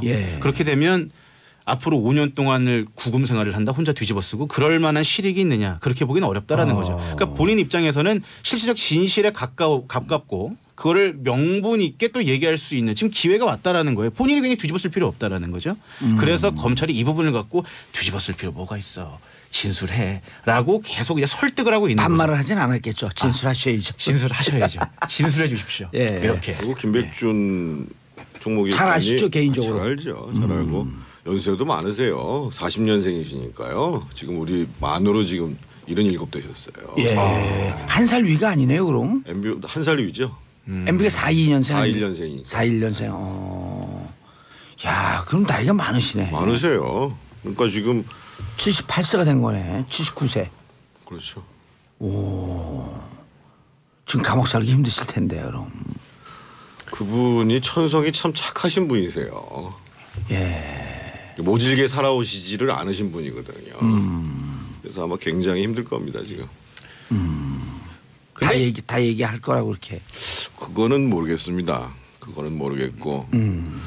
그 지금 MB 측에서 지금 김백준 그 기획관을 만나려고 애쓰고 있다고 그러는데 저는 사실 그 기사하고는 좀 다르게 보고 있는 게요. 제가 뭐 누구라고 말씀드릴 수는 없습니다만 김백준 기획관이 들어가실 때 자문을 한 변호사가 그리고 변호사 선임을 도와준 변호사가 지금 이제 그 이명박 전 대통령도 자문을 하고 있거든요. 그래서 아마 얘기는 오고 가고 있는 거는 맞는데 문제는 이제 김백준 기획관님 본인의 지금 심정이 어떻게 되어가고 있는가라는 것들을 누구도 지금 정확히 헤아리기가 어려운 거죠. 특히 이명박 대통령 측으로 보면은 굉장히 불안한 게 되는 거죠. 알겠습니다. 샵1035 짧은 문자 50원 긴 문자 100원 문자 보내주시고요. 여러분들은 지금 보수의 품격 정도원 의원과 SBS 이한석 기자님을 통해서 MB 수사 사건 총정리를 듣고 계십니다. 3640님 정태근 의원님 지난주 SBS 2시 TV 프로에서 처음 뵙습니다. 말씀만큼 외모도 멋지시더군요. 두 분 같은 정치인이 많았으면 좋겠습니다. 지난주 양복 입고 온 날이었죠? 오늘도 나갑니다. 오늘도 나가요? 오, 주영진. 오, 이한석 기자님. 적어도 우리가 주영진 그 기자한테는 져선 안 되겠죠? 아유, 청취율이 높지 않습니까? 프로가 훨씬 높죠. 자, 접촉을 하고 있다. 그런데 이제 가족들이 들어갈 때 들어가고 나서 가족들은 완전히 돌아서서 왜 그걸 독박을 쓰냐. 그래서 설득을 하고 많이 넘어왔다. 좀 왔다 갔다 하다 이제는 얘기를 다 하는 쪽으로 굳혔다라고 하는 게 지난주 말쯤 나온 얘기거든요. 그렇죠. 그러니까 진술이 바뀐 거는 맞는 것 같아요. 맞는 상황인데 이제 중요한 건 이런 겁니다. 그 이명박 전 대통령 측에서 이제 법률팀이 구성이 됐고 그리고 이게 좀 설명을 좀 간단하게 드리면 박근혜 전 대통령이 특수활동비랑은 좀 구조적으로 다른 게 박근혜 전 대통령은 국정원장한테 오더를 줘서 개인적으로 받은 거예요. 개인적으로 특활비를 받은 겁니다. 그러니까 구조는 되게 간단한 거예요. 근데 이명박 전 대통령 같은 경우에는 서울시 라인들 김백준, 김희중 전 실장을 통한 서울시 라인들 그리고 심지어 민정수석실도 쿠션을 통해서 받았단 말이에요. 다시 말하면 이명박 정부 당시 청와대가 국정원의 특수활동비를 구조적으로 청와대 자체가 나서서 규칙적으로 상납을 주기적으로 상납을 받았다는 구조적인 문제입니다. 그러니까 이런 문제이기 때문에 혐의 하나하나가 다 이명박 전 대통령을 겨냥할 수 있는 문제다. 그렇기 때문에 이 전 대통령 입장에서는 특히 이상득 전 의원 돈 받은 것도 특활비 받은 의혹까지도 이명박 전 대통령을 바라보고 겨냥할 수 있는 혐의들이기 때문에 본인 입장에서는 구체적으로 어떤 진술이 바뀌었는지 실제로 진술을 했는지 이런 것들을 일일이 두들겨 보는 게 대단히 중요한 문제일 수밖에 없는 거죠. 김백준 측을 무조건 만나고 그쪽이 어떻게 진행되는지를 계속 관심을 갖고 들여다봐야 될 거 아니에요. 그렇죠. 그래서 계속 만나보고 싶어하는 건데 근데 문제는 이게 있는 거예요. 어차피 키는 검찰이 쥐고 있는 거예요. 근데 사실 저희가 현장에서 취재하는 취재기자 입장에서는 김백준 전 기획관이나 김희준 전 실장이 받은 특수활동비는 빙산의 일각이다. 이건 수사의 본류가 아니더라는 겁니다.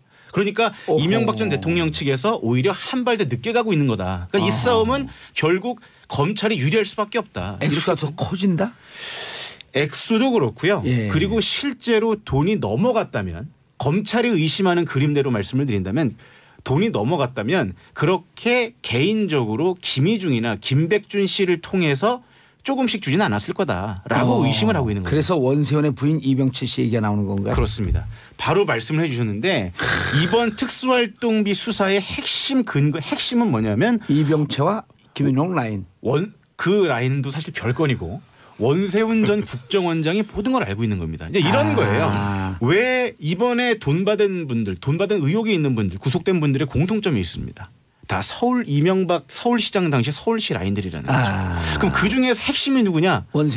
원세훈 전 국정원장이. 원세훈 전 국정원장이 가장 신복인데 왜 굳이 김백준, 김희중을 통해서 쿠션해서 줬겠느냐는 거예요. 자, 그렇다면 원세훈 전 국정원장이 4년 동안 재임하면서 수많은 뭉치돈들을 특수활동비를 빼돌려서 비자금을 만들었다는 거예요. 자, 그럼 이 커다란 뭉치의 특수활동비가 어떻게 갔겠느냐?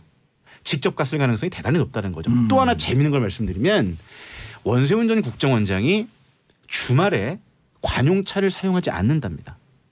주말에 관용차를 사용하지 않는다는 거고 관용차 아닌 개인차를 타고 어딘가 다녔다는 거예요. 그걸 검찰은 혹시 청와대 관저로 가지 않았겠는가라고 의심을 하고 지금 동선을 추적하고 있는 거죠. 근데 국정원장의 동선이라는 게 확인이 잘 되지 않습니다. 결국 중요한 건 그 아내와 원세훈 전 원장의 직접 진술이 있어야 이게 탄탄해지는 건데 지금 이 진술을 찾아가기 위해서 진술을 들어보기 위해서 주변을 하나씩 다져가고 있는 그림이다. 이렇게 보셔야 될 것 같습니다. 그래서 시간이 좀 필요하다. 그렇죠. 제가 알기로도 듣고 좀 이상하네요. 사실은 국정원장은 경호 문제가 있어가지고 휴일이라도 사실은 그 관용차를 써야지 맞는 거거든요. 근데 그건 참 그렇고 아까 서울시 인맥이라고 말씀드렸는데요. 그 서울시 인맥을 포함해서 그러니까 저희가 이제 정도원 의원하고 계속 했던 얘기가 권력의 사유화 얘기를 했잖아요. 그래서 이제 청와대를 정점으로 해서 국정원, 검찰, 국세청, 공직윤리지원관실 이렇게 이제 이 네트워크를 만들어 놓고 사실은 권력을 운영했는데 거기에 이제 핵심적인 인맥 중에 이제 상당 부분이 이제 서울시 인맥이라는 거고 서울시 아닌 사람도 있는 거고 이런 거 그래서 아까 이제 구조화 문제라는 게 이제 거기서 비롯되는 문제죠. 김주성 씨 같은 경우는 세종문화회관 관장을 했지만 사실은 서울시 출신이라고 보기에는 좀 어렵잖아요. 서울시 출신이 아니고 코롱 출신이죠. 그렇죠. 코롱 출신이고 이상득 전 부의장하고 박영준 라인이라고 봐야죠. 근데 이제 이렇게 그 일각 기자들이 법조 출입하는 기자들이 정말 저 5억 5천이 아니라 이게 눈덩이처럼 커진다. 이런 얘기가 계속 돌았고 2010년 9월 이후는 또 목욕만 기조실장이 들어오거든요. 그 이후도 또 크다 이런 얘기가 있는데 그런 부분은 어떻게 판단하세요? 한 변호사한테 들은 얘기인데 아직 목욕만 씨는 구체적인 진술을 안 하고 있다라는 얘기를 들었고요. 아까 이 기자 얘기한 대로 결국은 지금 이제 그 앞에 대목은 김주성, 뒤에 대목은 원세훈. 여기서 이제 어떻게 진술이 이루어지느냐가 핵심이겠죠. 그리고 이제 원세훈 원장은 사실은 이제 국정원 전체 특활비가 한 5천억 된다는 거 아닙니까? 근데 그 중에서 그 원장이 직접 쓸 수 있는 돈이 연 한 40억 정도 된다고 얘기를 하니까 그리고 어차피 그걸 이제 근거를 안 남기도 되는 문제여가지고 결국은 이제 원세훈 전 원장이 어떻게 진술을 하느냐 이게 이제 핵심이라고 봐야 되겠죠. 이 기자님 여기서 저 첨언을 하나 드리고 갈게요. 그 말씀하셨던 거에 좀 첨언을 하자면 이번 원세훈 전 원장 사건 특활비 사건 이명박 정부의 특활비 사건이 왜 더 중요한 포인트냐면 바로 이런 겁니다. 국정원장이 쓸 수 있는 특활비라는 게 이제 어느 정도 한도가 있을 거예요. 그렇죠. 근데 이번 사건이 특징은 뭐냐면 대북 공작금, 해외 공작금 이렇게 각 1, 2, 3차 산하로 배당되는 특수활동비 명목들이 있단 말이에요. 이런 돈들까지 별도의 운영비 명목으로 별도의 명목을 만들어서 빼돌려 의혹이 있다라는 거예요. 그러니까 국정원장이 직접 특수활동비를 집행한 게 아니라 직원들이 대북 공작하라 해외 공작하라고 하면서 명목으로 만들어준 특수활동비까지도 빼먹었다라는 거죠. 그런 의혹이 있다라는 그러니까 거죠. 처음에 그 스탠포드 대학으로 간 그 200만 그것도 불 해외 공작금. 그것도 해외 공작금이다라고 하는 의혹이 일었었잖아요. 그렇죠. 그래서 이번 문제는 더 심각하다. 그리고 사실 이번 특활비 수사가 들어가게 됐던 배경이 뭐냐면 박근혜 전 대통령 수사할 때 특활비 얘기가 나오고 나서 보니까 이렇게 얘기하는 겁니다. 이건 관행이에요. 남재준이 그렇게 얘기했다는 거죠. 그렇죠. 예. 관행이라는 얘기 그 모티브 하나를 가지고 사실은 기대하지 않았던 특활비를 들어갔던 거예요. 그러고 보니까 이야. 원세훈 국정원은 엄청나더라. 이렇게 돼서 수사가 이렇게 확전이 됐던 거죠. 예. 그러니까 이 수사는 잘 보셔야 됩니다. 그러니까 다스 수사는 이명박 전 대통령에 대한 정치적, 도덕적 타격을 주는 수사라면 실질적으로 법적인 책임을 물을 수 있는 수사라면 결국 특수활동비가 경부선이다. 이렇게 보셔야 됩니다. 이건 이제 그 국고 손실, 뇌물, 그렇죠. 공여, 뇌물 수뢰 이렇게 되면 구형량으로 따지면 어마어마할 겁니다. 다스 수사도 들여다봐야 되잖아요, 정태근 의원님. 지금 다스 수사도 그 문제인 거죠. 예를 들면 김백준 원장이 이제 지금 가장 핵심되는 게 지금 140억에 대해서 MB로 겨냥할 수 있는 부분들은 직권 남용을 해가지고 회수한 거냐 아니면 회수한 거냐. 근데 이거를 방어해 줄 수 있는 방어선이라는 게 김백준 전 총무기획관이었는데 총무기획관이 내가 그거를 떠안을 이유가 없다라고 판단하면은 그게 갈 수 있는 데는 뻔하죠. 이게 심각해지는 거죠, 상황이. MB 쪽 지금 대응은 어떻게 하고 있을까요? 대응이 뭐가 있어요?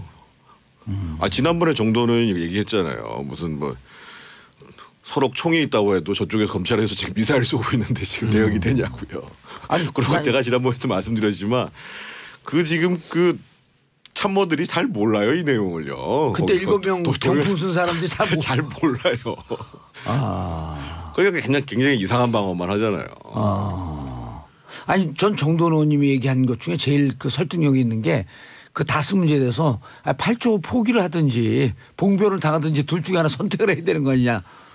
그러니까 만약에 그날 성명을 발표했다고 하면 만약에 이제 그 다스가 당신의 것이 아니다라고 계속 주장하실 거면 아들을 비롯해서 내 관련 모든 사람들을 회사에서 퇴직시키겠다. 그리고 아들이 소유하고 있는 계열사도 매각하겠다. 그리고 이전에 이제 노무현 대통령이 했던 것처럼 국민들에게 정말 죄송하고 그리고 나한테 정말 책임을 묻기 위해서 나는 언제든지 소환에 응하겠다. 이렇게 얘기했어야지 맞다는 거죠. 그때 너무 그냥 형식적으로만 했다. 했죠. 이한석 기자님. 네. 다스요.